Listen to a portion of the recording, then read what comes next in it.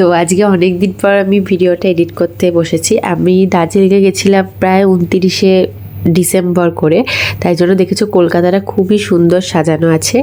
আর আমরা ওখানে 1 জানুয়ারিটা দার্জিলিংয়েই কাটিয়েছিলাম। তো এখন আমরা হাওড়া স্টেশনে যাচ্ছি, বন্দে ভারত ট্রেন ধরবো, তাই জন্য রাত্রিবেলাটা ভীষণই ফাঁকা। মোটামুটি 3:30 নাগাদ আমরা রাজারহাট থেকে বেরিয়ে গেছি, এখন হাওড়া স্টেশনে যাচ্ছি। তো আর দেখো 8 ঘন্টার মধ্যে রাজারহাট থেকে আমাদের বাড়ির সামনে চলে এসেছি, আর এখান থেকে 5 মিনিটের মধ্যে আমরা হাওড়া স্টেশনে পৌঁছে গেছিলাম। দেখো চা খাওয়া হচ্ছে, গরম গরম চা। আর আমরা এখন আছি কক্রক্সে, এটা হচ্ছে তোমার রেলওয়ে স্টেশন। আর এর সাথে স্পেশাল চিকেন রোল। জানি এই সময় কেউ খায় না, বাট অনেক খিদে পেয়ে গেছে, দেখতেই পাচ্ছ মুখটা দেখে। ওফ, গরম গরম চা, চিকেন রোল, আর কি চাই। চলো দেখা যাক এর আগে কি হবে।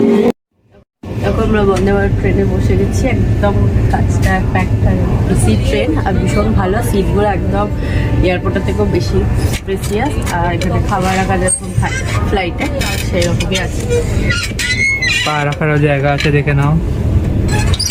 হ্যাঁ, আরামসে যেতে পারবে, মানে 7 ঘন্টা 8 ঘন্টা জার্নি, কোনো অসুবিধা নেই।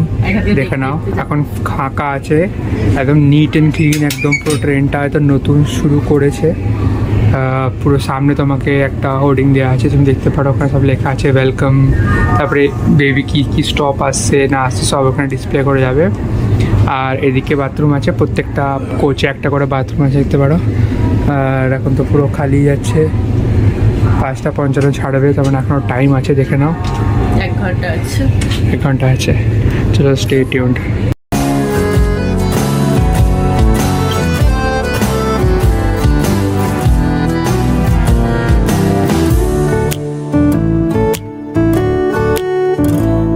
তোমার নিশানাতে আমার হাওয়াতে উড়ে উড়ে আসে গুঁড়ো গুঁড়ো কিছু নীল, ঢেকে যায় তোমার আকাশ জুড়ে। এখন আমরা বন্দে ভারতে আছি, একটু ঘুমিয়ে নিয়েছি, ভালো লাগছে না। সকাল সেই 5টা 6টা থেকে এখন 12টা বাজে, 1.5 ঘন্টার মধ্যে এবার নামবো। কিন্তু এই জার্নিটা অনেক টায়ারিং লাগছে, কেন কি যেহেতু আমরা ঘুমাইনি। আমরা 3:30টার সময় বেরিয়েছি, এখানে 6টার সময় ট্রেন ছাড়ার কথা, আমরা 3:30টার সময় বেরিয়েছি। ঠিক মতো ভাবছিলাম ওলা পাবো কিনা, ওই জন্য তাড়াতাড়ি স্কুল করে বেরিয়েছি। তো যদিও অনেক কমফোর্টেবল, বাট একটু টায়ারিং লাগছে। তো বেশ বাইরের ভিউটাও ভালো লাগছে।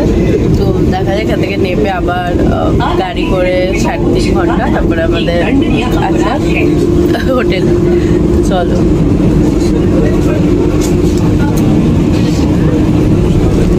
বিল সাঁটানো শাস্তিযোগ্য। তো ফাইনালি আমরা এসেছি নিউ জলপাইগুড়ি স্টেশনে। আমরা নেমে গেছি, পুরো রাইট টাইমে নামিয়েছে বন্দে ভারত ট্রেন।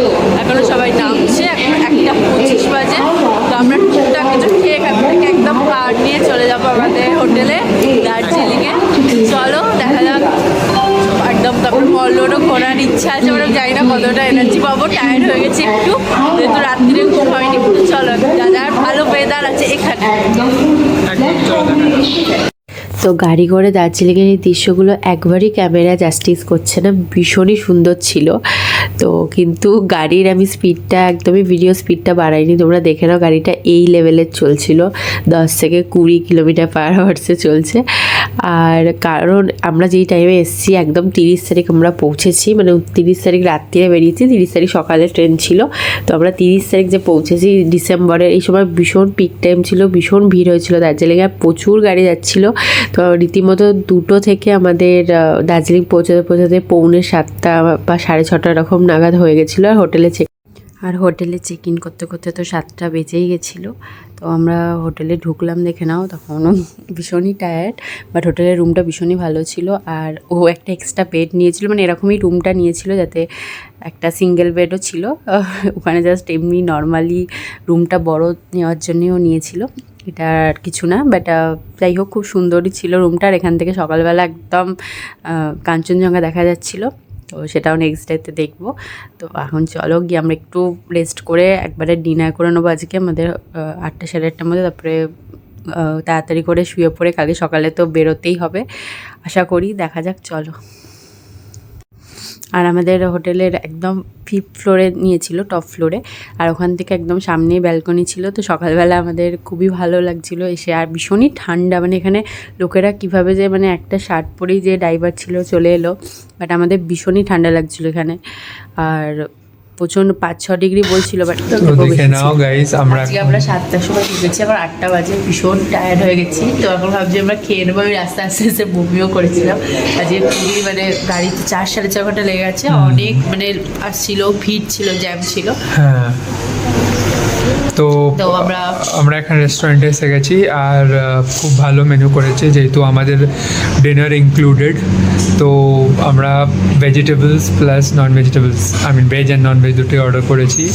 তো স্টে টিউন, দেখাবো কেমন খাবারটা। খাবারের ভেতরে একটা ফ্লিজের জামা, পুরো এইটা, ভেতরে ফ্লিজের প্যান্ট, তার উপর জিন্স, টুপি, মানে সব পুরো মানে লেয়ার্ড করে রেখেছি। 7-8 ডিগ্রি, বাট 7-8 ডিগ্রিতে যায় না, এত ঠান্ডা, মানে দেখাচ্ছে feels like 4 degrees, বাট হতে পারে 8 ডিগ্রি। হ্যাঁ, এখানকার লোকালসরা বলছে অত ঠান্ডা পড়েনি, ওরা তো মানে যে গাড়ি চালাচ্ছিল রীতিমতো একটা পাতলা টি শার্ট পরে চালিয়ে না, পরে জ্যাকেট পরে, আর আমরা মানে কাঁপছে, হাত পা পুরো ঠান্ডা হয়ে গেছে। না দিও না।